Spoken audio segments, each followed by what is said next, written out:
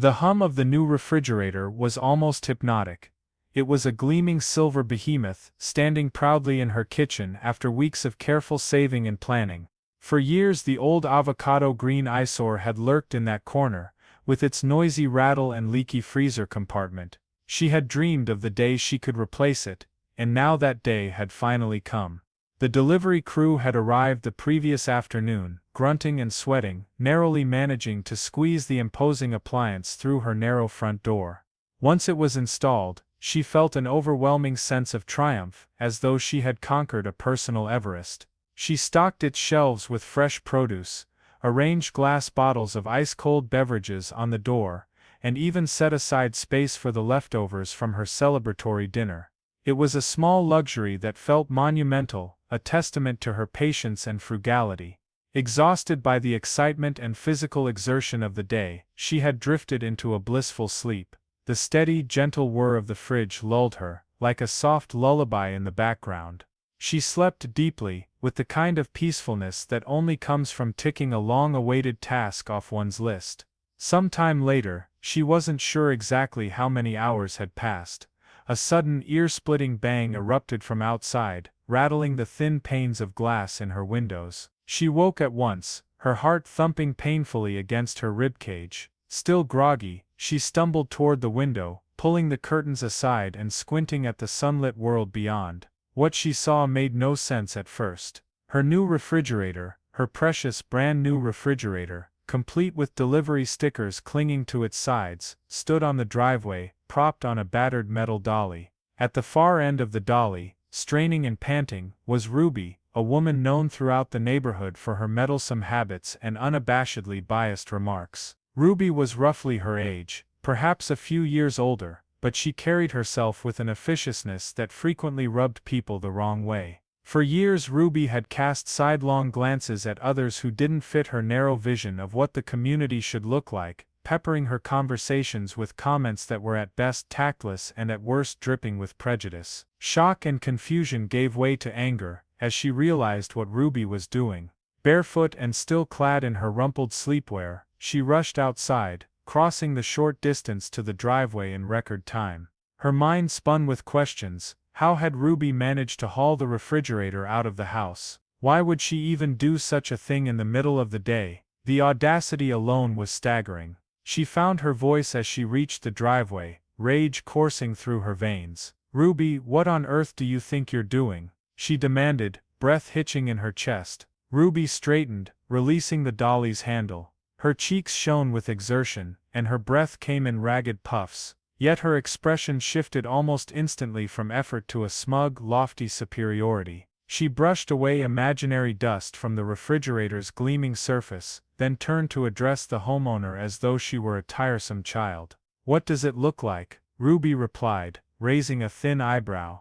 "I'm moving this hideous contraption out of the way. It's blocking the light into my petunias, and I'm certain it's lowering the tone of the neighborhood." The homeowner's eyes widened. "That's my brand new fridge. I just bought it yesterday. Are you stealing it?" Ruby's look of superiority deepened into a sneer. "Stealing? Don't be absurd. I thought someone had abandoned it here. It doesn't belong in a respectable community like ours. Nobody would deliberately place such a vulgar piece of metal where it could upset the visual harmony of our street." The homeowner opened her mouth, stunned not only by the lie but by the undertones of Ruby's words. She knew from experience that Ruby could couch prejudice in polite-sounding phrases, all the while laying bare her true contempt for anything she considered other. Fury bubbled in the homeowner's chest. She demanded Ruby leave immediately, but Ruby refused, instead grasping the dolly's handle with renewed vigor. That was when Ruby startled her with a theatrical scream, high-pitched and filled with feigned terror. Her hands flew to her chest, and her voice rose to a quaver. Help me, she's attacking me," Ruby shrieked, stumbling backward with exaggerated drama. The homeowner gawked, speechless. She was the one being robbed in broad daylight, and Ruby had the gall to pretend she was the victim. As if on cue, Ruby fumbled for her cell phone and dialed 911, breathless and quivering, spouting a jumbled story about how the homeowner had threatened her and was dangerous. It was impossible to know how many of the neighbors peered out from behind their curtains, but within a startlingly brief span, 2 police cars arrived at the curb, lights flashing blue and red. The homeowner felt her stomach drop, wondering how on earth she could prove her innocence when Ruby was already weaving a tapestry of lies. When the officers, one male, one female, stepped out, Ruby wasted no time in presenting her tearful version of events, her voice catching in her throat as she spoke of wanting only to beautify the neighborhood, and of how she'd been attacked without provocation. The homeowner's anger flared, but she kept it in check, silently thanking her foresight for keeping the purchase receipt on her phone. The female officer approached the homeowner, who was trembling, whether from anger or shock she did not know. "Ma'am, please tell me what's going on," the officer asked, her tone neutral but firm. Taking a deep breath, the homeowner recounted everything: the fridge she had saved for, the delivery that took place just yesterday, and being awakened by the sudden crash outside. She pointed to the dolly and the fridge's delivery stickers, offering her phone as proof of purchase. Ruby, meanwhile, lingered nearby, continuing to mutter that she had been attacked. The male officer gently steered Ruby aside, asking for her account. In an effort to clarify the situation, the officers separated the 2 women.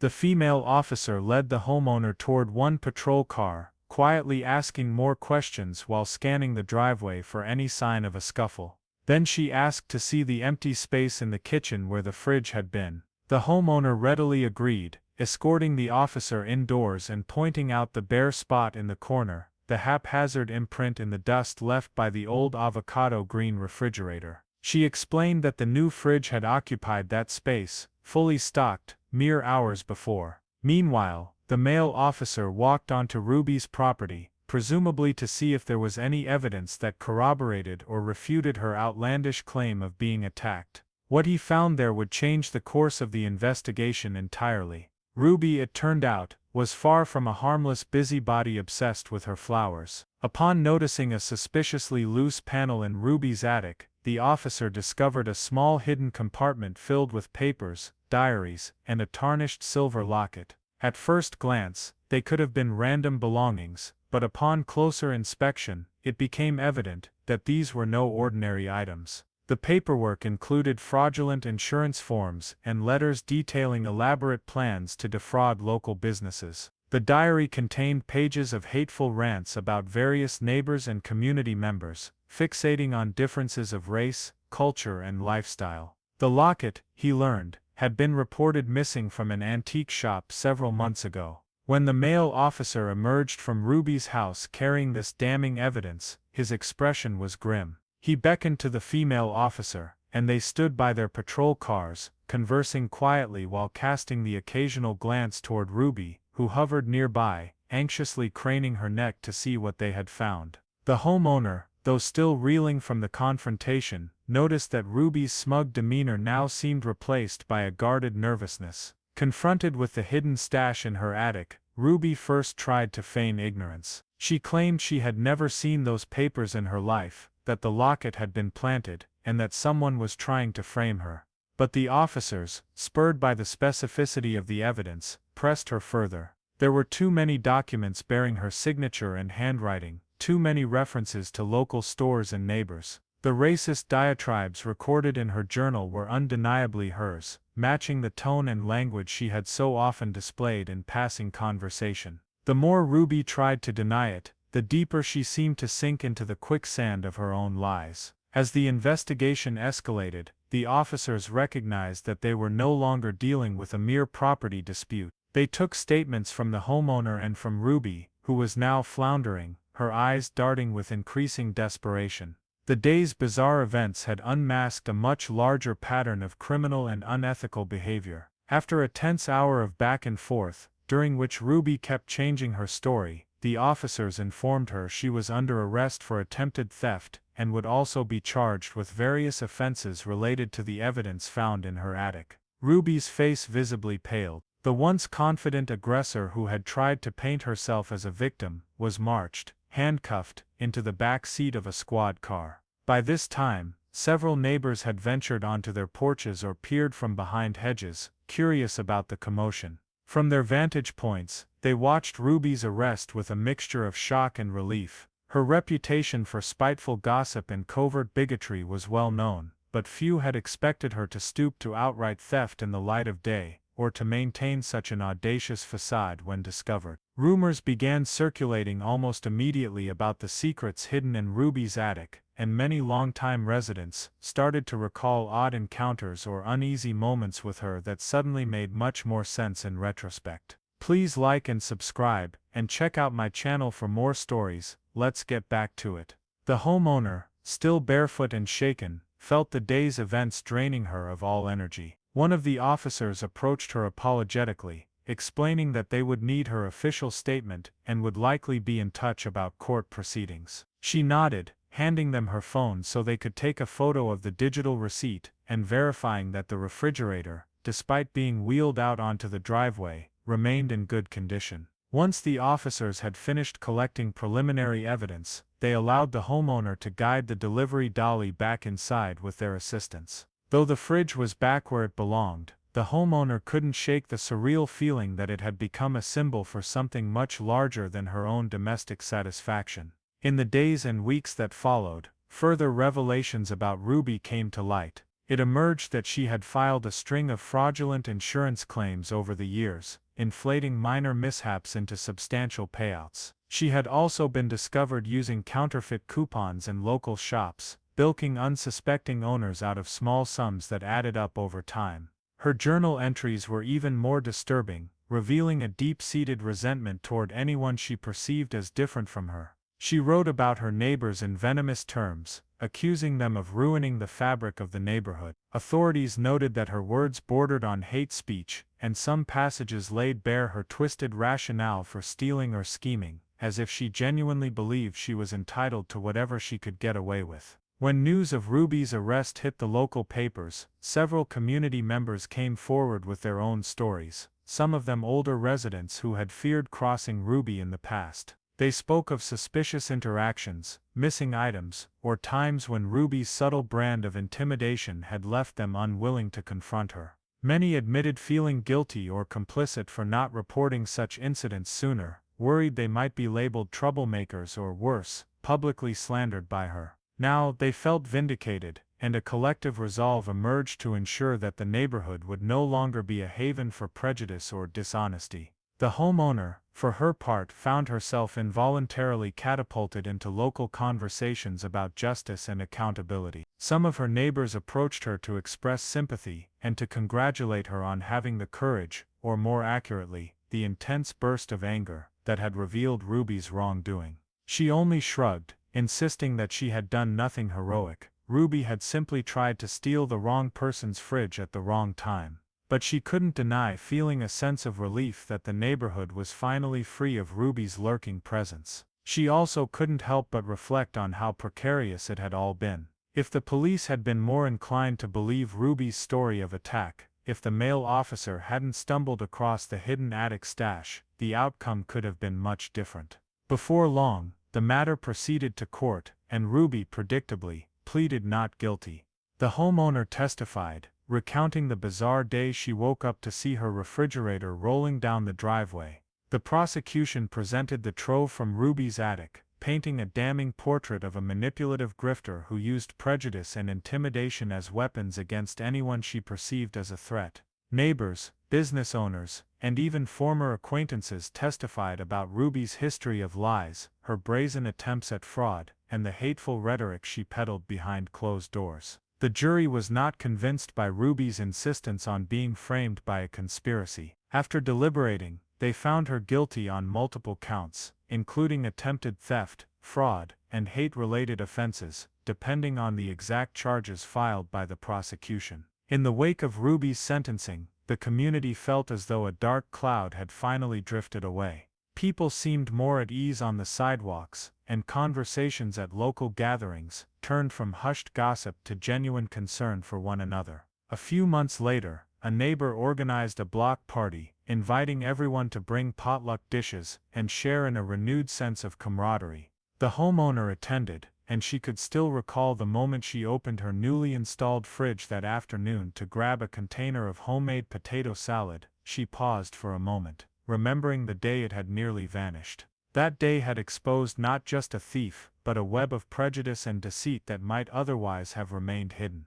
The silver refrigerator in her kitchen soon became more than just a convenient household appliance. It was a reminder that the truth, however obscured by theatrics or deception, has a way of emerging when people stand their ground. It was also a testament to the power of community, and the importance of remaining vigilant against those who spread hate or seek personal gain through manipulation. She found herself occasionally sharing the story with visiting friends, or out-of-town relatives who asked about the shiny new addition in her kitchen.